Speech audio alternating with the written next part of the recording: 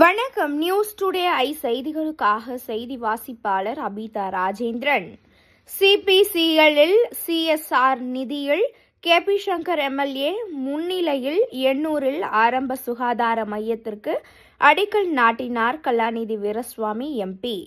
வடசென்னை நாடாளுமன்ற உறுப்பினர் டாக்டர் கலாநிதி வீரசுவாமி முயற்சியால் மணலி சிபிசிஎல் நிறுவனத்தின் சிஎஸ்ஆர் என்ற சமூக பாதுகாப்பு நிதி மூலம் திருவேற்றியூர் சட்டமன்ற தொகுதிக்கு உட்பட்ட எண்ணூரில் ரூபாய் 2,50,00,000 செலவில் புதிய ஆரம்ப சுகாதார நிலையம் கட்டும் பணிக்கு இன்று 31/1/2026 சனிக்கிழமை காலை திருவேற்றியூர் சட்டமன்ற உறுப்பினரும் மாநில மீனவரணி துணைத் தலைவர் கேபி சங்கர் முன்னிலையில் வடசென்னை நாடாளுமன்ற உறுப்பினர் டாக்டர் கலாநிதி வீரசுவாமி அடிக்கல் நாட்டி பணியை துவங்கி வைத்தார்.